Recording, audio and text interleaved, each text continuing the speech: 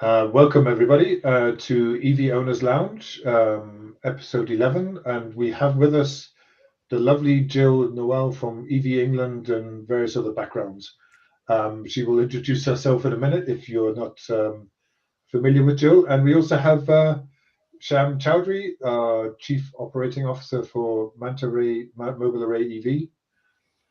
Our company is still called Manta Ray, so my mistake is there. So it's still registered out on Company House. So, hi Jill, how are you? I am very, very well, thank you, Mark, and thanks, Sham, for inviting me on here today. So yeah, just by way of quick introduction then. So yes, Gill Nowell, I'm Director of E-Mobility at Green TV. We do an awful lot of work bringing industry together and supporting women in EV in particular, which we can talk about in a moment, perhaps. I'm also a board director and co-founding director of Electric Vehicle Association England.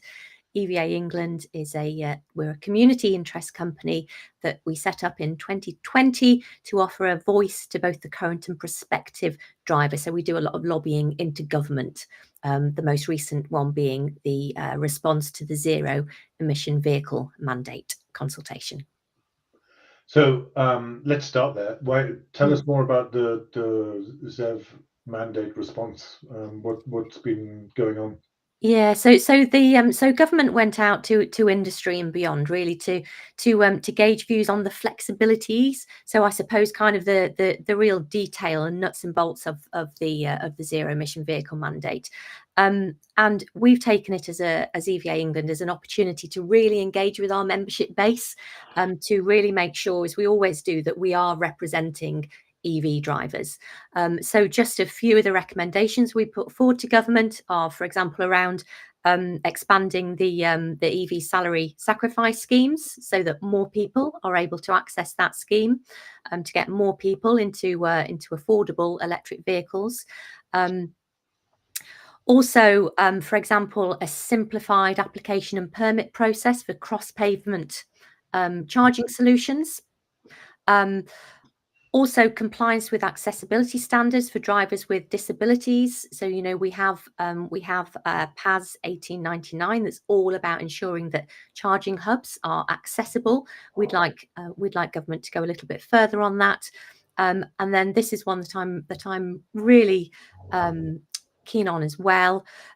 Regulator signage for charging points to improve charge point visibility. So not only in terms of where the charges are, but also showing just how much you're going to be paying per kilowatt hour. And on that, I stopped at a Shell recharge on my way back from Indra yesterday, and oh my goodness, the signage was brilliant. You know, we've got the up to pence per kilowatt hour, huge sign by the roadside. You literally couldn't miss it. So that was really, really nice to see. Although I would like the pence per kilowatt hour to come down a little bit. But anybody I said that, or maybe do. Yeah, no, it's interesting because I've mentioned this a number of times, and with your counterpart actually, Matt Seeley in Ireland for the Irish EV Association. Yeah. The EU has actually got regulations in place where you actually have to advertise the kilowatt per hour on signage. So in the same way as you drive past a petrol station, you can see the numbers. That's now mandated, including on people that like supermarkets that do this. Yeah. So you know, even though you may in the corner of the car park have some charging points for Lidl or an Aldi or a Tesco, others are available. Yes. Then you still have to go put up a column basically of advertising this, and I've seen many pictures from Electric Felix, I think his name is, where he posts a lot of the kind of European versions of this. And ironically, I saw in of all places the Peak District. There was an independent petrol station which actually had this signage. So it's starting to hit, but I think that's, you know, I think Quentin has always talked about, you know, all these different. The more you see these signs, the more people get reassured that actually there is a charging infrastructure. And so I think it is very, very important.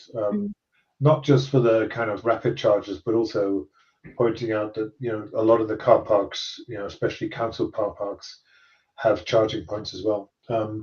Do there was some rules come in for the charge point operators to have easier payment systems, support phone numbers, and uptime reliability, and all of that.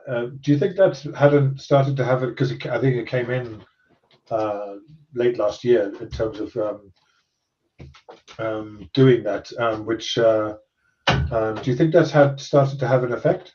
Yeah, I think that most of that came in. I think it was on the 24th of November last year, day after my birthday, I which is couldn't why remember the exact date, but yes.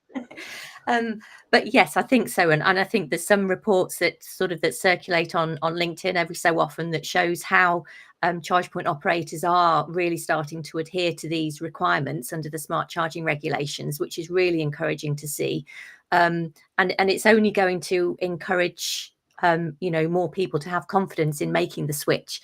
And then once you have made the switch, it's going to make you more comfortable and reassured in that whole journey. I mean, my experience yesterday evening was really positive at the Shell Recharge charging hub. Really lovely, wide, accessible bays, really clear signage, a really seamless charging experience. But it was still a little bit difficult to see exactly how much I'd paid for that charging session. Yeah. So there's still, I think there are still tweaks that can be made, but that's just It's one a little example. bit annoying having to look at your bank statement to find out how much you paid, right? So Yes. it's actually interesting that you mentioned Shell, because I tend to avoid Shell or BP, especially as BP just announced yesterday that they're withdrawing all funding from sustainability initiatives out of their budget. So they're literally, and you listen to people that used to work for BP Pulse, and you know very quickly that it's their heart is not in it. So I don't feel like giving my money to fossil fuel companies that really don't have any uh, desire to actually do the energy transition. So. It's a moral dilemma, isn't it? I know people in some of those kind of businesses, and I know some of the people in the e-mobility teams, and their hearts are absolutely in the right place, and they are doing what No, absolutely I think the teams themselves are, yes. I Yeah. just think higher up and in terms of strategically, whether these companies actually have their heart in it, because I don't think they do. So, and when you listen to some of the speeches that the CEO of BP in particular makes, you know that his heart is not in it. Anyway, let's get away very swiftly from politics. You mentioned something earlier about some initiatives around top women in electric vehicles. Yeah, thanks very much for Mark for bringing top women in EV up. So this is a campaign that we run at Green TV. It's an annual online campaign. Every day, so starting on Monday, so from the 3rd to the 9th of March, so the campaign each year always crosses International Women's Day. We lift up and we celebrate 10 women in e-mobility on each of those days, so 70 across that week.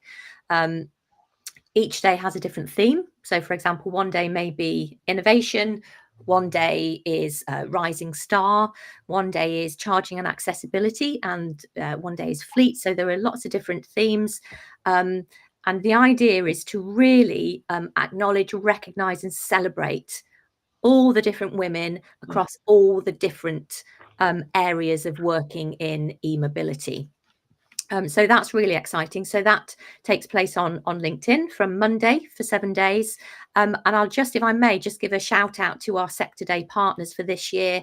So we've got Nissan, Charge Guru, Octopus Electroverse, Avens Global, Flexis, Drax Electric Vehicles, and Hive. And I'm really excited. We have a a judging panel. We had, I think, over 300 nominations for this year's Top Women in EV campaign, which is really exciting. We've just launched the Top Women in EV LinkedIn page yesterday, so that's hot off the press. So great. So anybody listening, please do hop onto that page and give it a follow. And we've got so many exciting plans for the rest of the year and beyond. We're looking at reinvigorating the Top Women in EV mentorship program. We're looking at doing a podcast series later on in the year as well, and lots of other exciting ideas. So yeah, we'd love everybody to get involved. Of course, the focus is on women, but we are also supportive and welcoming of all our male allies as well, of which, of course, there are many. There are, yes, indeed. Not much more I could say, really. I think you covered most of it, so that's good. I mean, I'm very supportive of this because ultimately, I'm for the mass adoption of EVs, and 50% of those are women. Yes. And I think the automotive space, which used to be around you know smelling of petrol and being greasy and being a teenage mechanic. I got my car repaired this morning, the back brakes, and I was telling her that the last time I looked at a car innards was when I was a teenager on a Ford Escort Mark II. And because she was telling me they have to take the whole bumper off just to fit the sensor back in. And I was thinking, can't you just go behind it and put it in like, in an old car? So, but no. But I think, because the cars are now more, they're more orientated around the infotainment and the computing and the technology experience, are less around the moving parts because there's much less of them anyway. More wiring around. I think the whole experience of buying and owning an EV is more more attuned to women being able to be part of that primary decision making than previously, right? So I think Michelle Brevitt, who you know well, always keeps telling me that they have to, sometimes they get, or George tells me that they get told that they should come back with their husbands or something and to do the car buying process. And I was thinking, maybe in the old days when you needed to understand the various different mechanical bits and actually, especially when you're buying a second-hand one, tell whether it's working or not. Yeah. Which I've failed miserably, and I've played around with engines and I still can't tell whether this car is a good used car or not.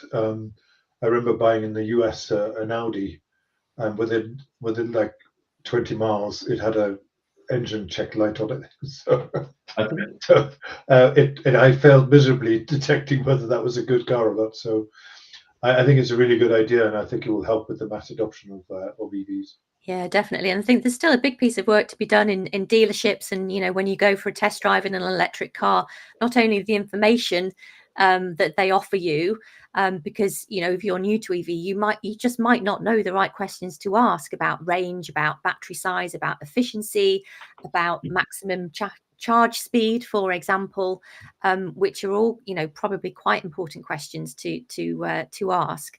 But I'll just tell you quickly about one of my test drive experiences a few years ago on my birthday, which, as we know, is 23rd November, and so a little way off. But I went into, with a male friend, I went into an all-electric showroom, and we'd arranged this test drive, and the male salesperson spoke to my male friend and made zero eye contact with me, which I must say, I'm quite a mild-mannered, calm individual, but that did enrage me somewhat. The test drive itself was absolutely superb, but the experience in the showroom was really quite dull. So I think, in some cases we have quite a long way to go, which is why we've got the Top Women in EV campaign and loads of different, very, very complementary initiatives like Women Drive Electric, for example. Yeah, I mean, I have to say from my experience, I find as many male as female who don't really know anything about EVs. So I think it's actually quite equal. So, Yes. so I think the dealerships, I think, are just still, need to go, or some of them need to go through a transition, obviously.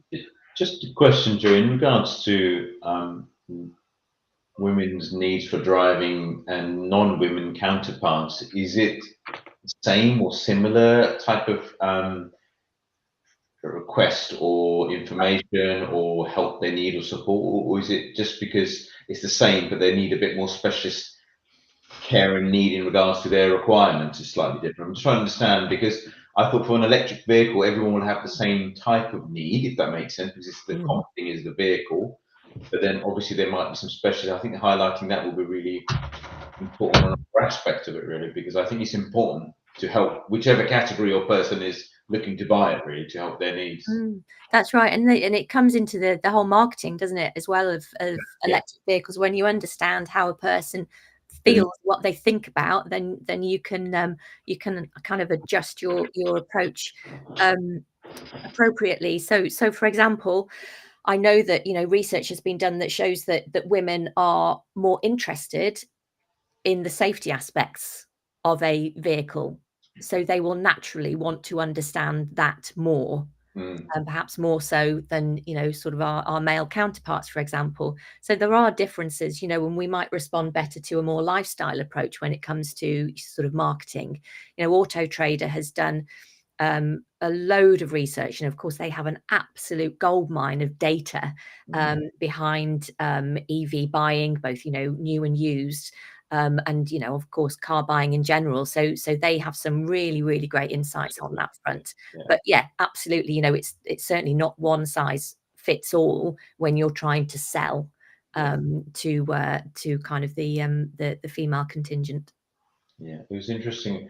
I don't know if the context is correct, but I was watching this ad, an old ad that they bought, a VW Golf ad, and there was a couple in the front seat, and the husband was driving, and the wife was sleeping, but he kept hearing noises in the vehicle, and he couldn't realize what it was. He kept touching the panels and everything, and he realized when he parked the car and came back and did oil around the car, he realized it was the wife's earrings that was moving, was making the squeaking noise. So it's interesting how people see it differently. So they were trying to make sure that this car is inclusive to everyone's needs, not just an individual. So Yeah. very important. So your marketing has to be direct according to the needs of your user base, really. Yes. I Yeah. mean, I have to say, from my perspective, I would prefer a car to be sold to me as a lifestyle basis than anything else, because and I do remember there was a startup, I think on the Shell startup thing that we did long time ago. Trust me, we didn't go through with it, Jill. We had the initial. There was a startup there that basically, using the driving habits of what your fossil fuel car was, did a recommendation of which EV was most suitable for you.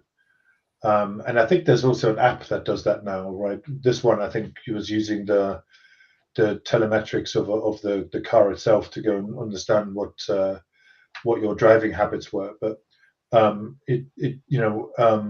lot of people make strange decisions of what kind of car they want. For example, I have in-laws, and my wife wants to buy this funky imported Toyota people carrier, which I don't want at all, because they're not electric. And I want to buy a Kia EV9 for that reason, because you can get captain seats in it. So the reason that you can flip the car seats around and make it captain seats is the only reason I'm going to buy that car. Well, that, and it's big enough to do that. So yes, I saw a Kia EV9 in the car park at Indra yesterday, actually, because I went there and I built a home charger, a smart charger, which was extraordinarily exciting for me. yeah. Yeah. So yes, and there was an EV9 in the car park, and it's a beautiful vehicle. It's huge, but it's really, I mean, I'd lived for 12 years in the US, so huge is relative, right? So that's probably quite small then. yes. Comparison, yes. If you've ever seen the F-150 Lightning, which you probably have in some of the conferences and events, Yes. we saw it in Dublin.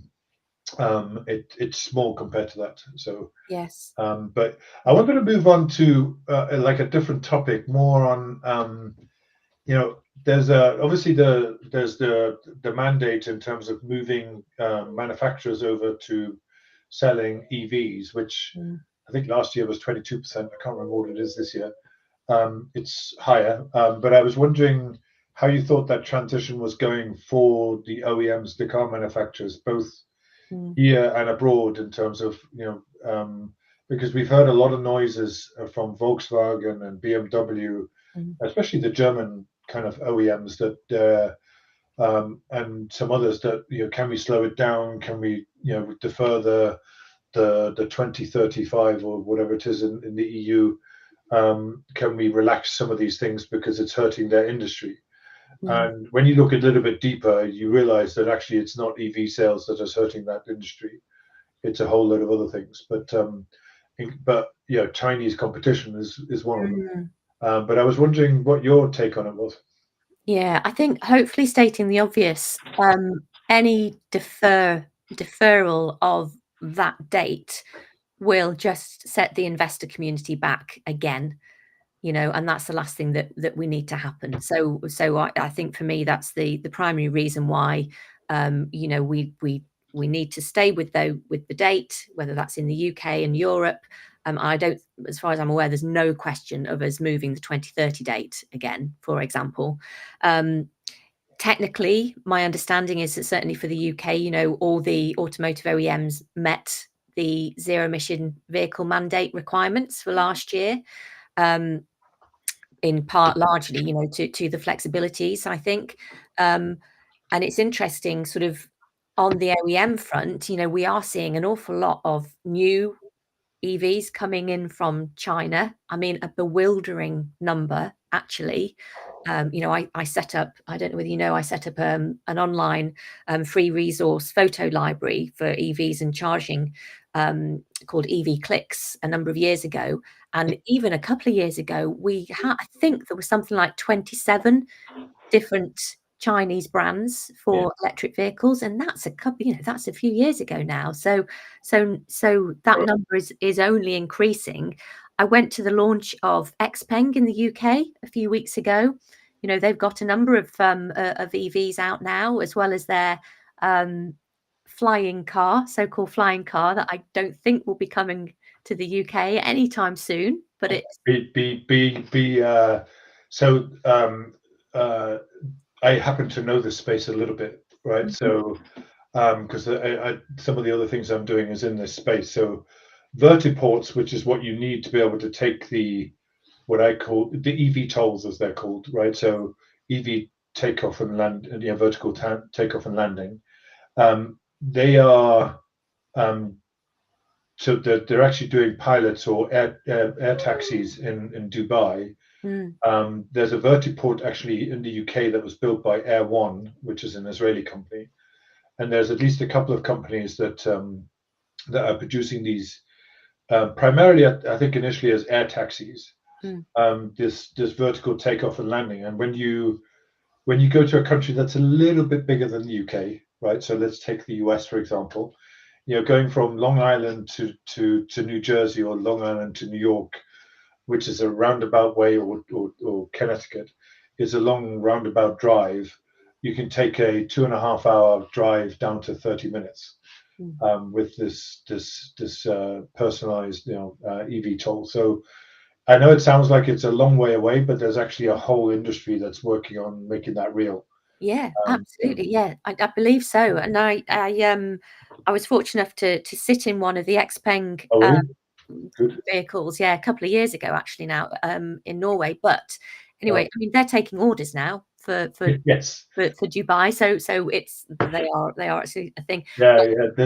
There's one called Volvo Copter. It's a really hard name. It's a German company that is, I think, being used both in Saudi Arabia and in Abu Dhabi. So it's definitely coming that way. I think when I look at the car manufacturing, I think some of them have got it wrong.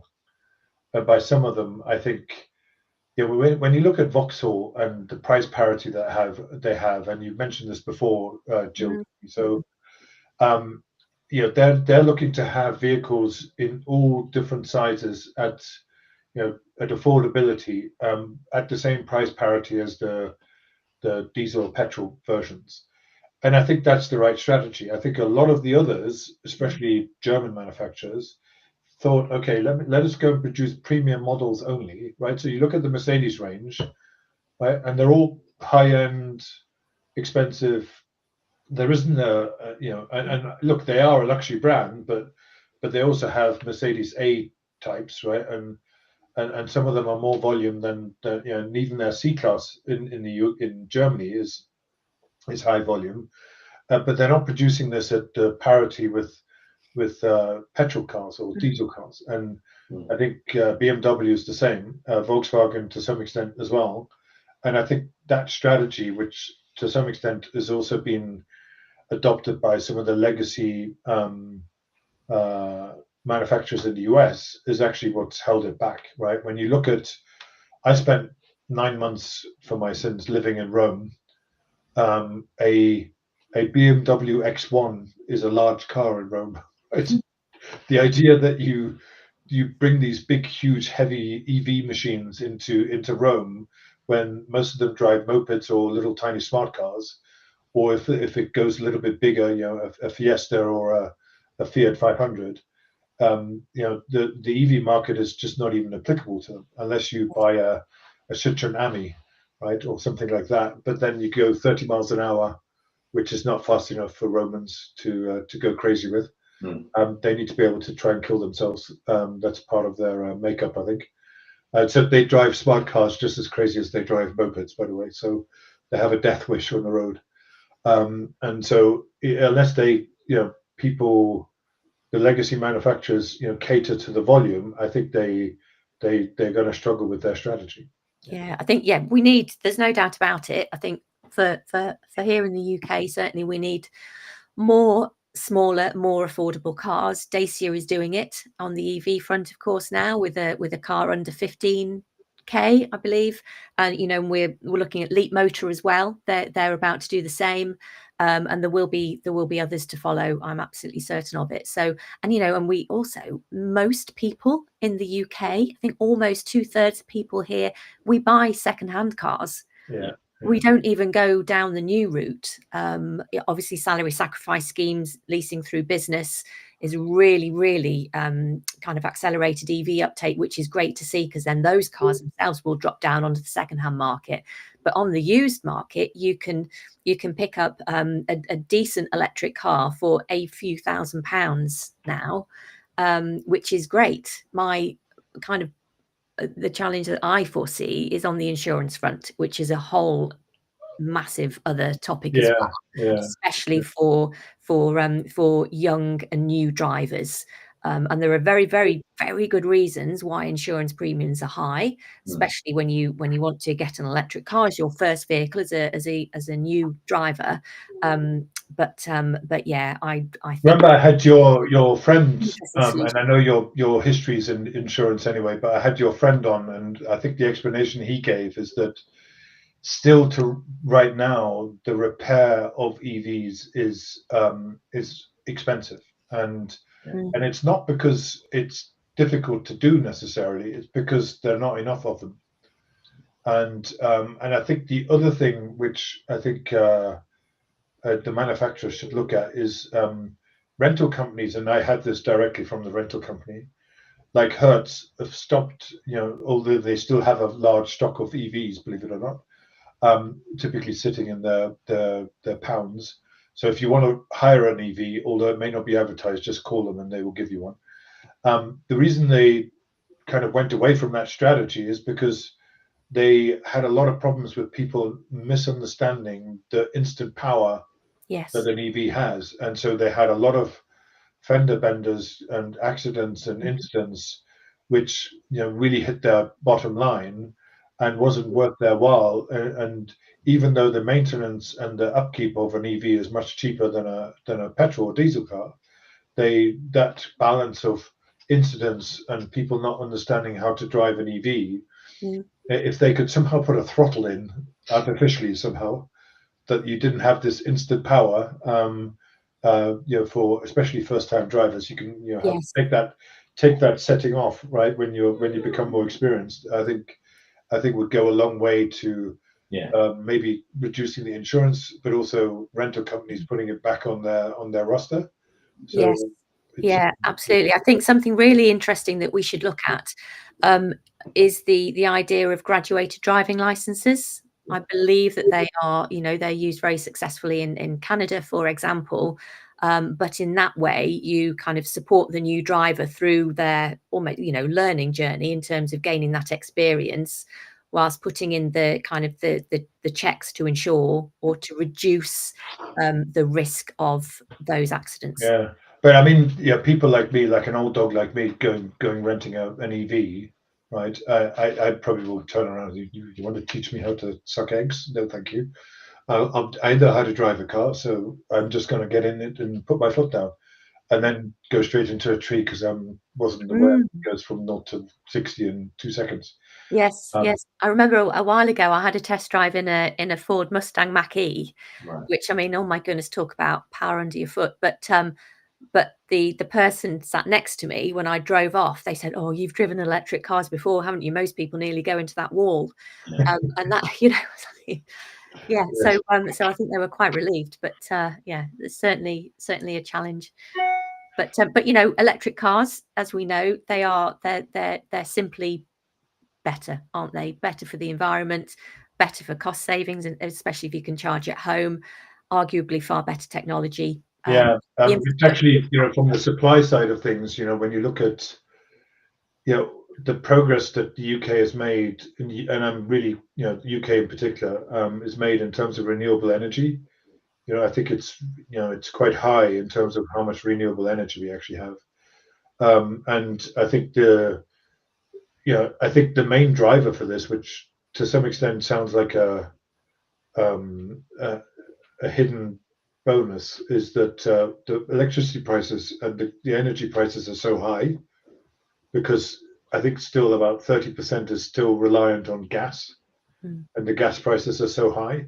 Yeah. And there's a huge push to try and have energy independence by having all of our energy come from renewable energy. And I think that's, which means that my gas cooker downstairs will have to change, but because Mm. I don't really like electric, but we'll have to change. But I think that's, if we can get people to move over to that and have energy independence, Mm. the electricity price will drop enormously, right? Because Yes. the cost of solar, and even wind, and even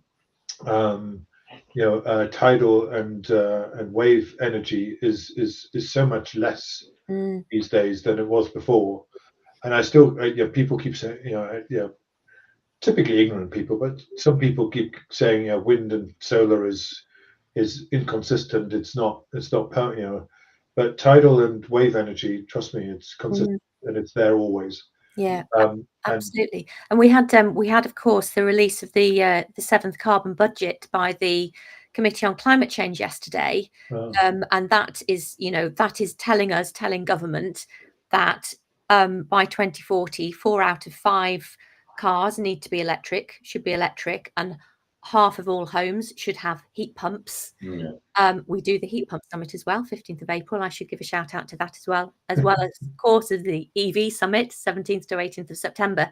But this is really important stuff. And I heard Emma Pinchbeck, who's the CEO of the Committee on Climate Change, on the radio yesterday morning, and she's saying that for people who are making this switch, we're likely to save £700 a year.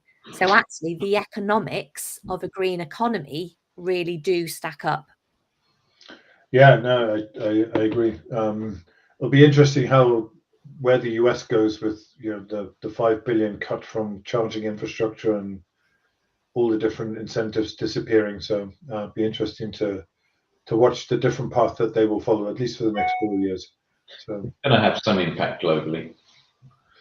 yeah, well, it seems that the way that he's operating right now, he's using tariffs and various other means to force countries to do what he wants them to do. Yeah. Yeah. So not just for the benefit of the US, but to go along with his political views and political, his philosophy. So anyway, stay away from politics. We've come to the end, so thank you very much, Gill. Is there anything that you want to ask our audience about or to do that we can help you with? I just think for me personally, and hopefully for lots of other people who are listening and elsewhere, you know, it comes down to the fact that quite simply we all deserve to breathe clean air, and certainly that's why I do what I do. And as far and wide as we could spread that message, I think we'll be doing the right thing. Yeah, and without sounding like a salesman, this is powered by Mobile Array EV, and we do have discount coupons. So if you sign up as a host, you get £10 off the fees for however long that £10 lasts by applying the host MREV host coupon. And even as a driver, you will get if you sign up and you use one of our chargers, you get £10 off that charge, which, given that the normal transaction is somewhere between 20 and 30, is actually not a bad deal. So with that, we'll say thank you, and thank you, Sham, for joining us with your open door policy, and we'll and with your wonderful flowers. Gill, thank you very much. And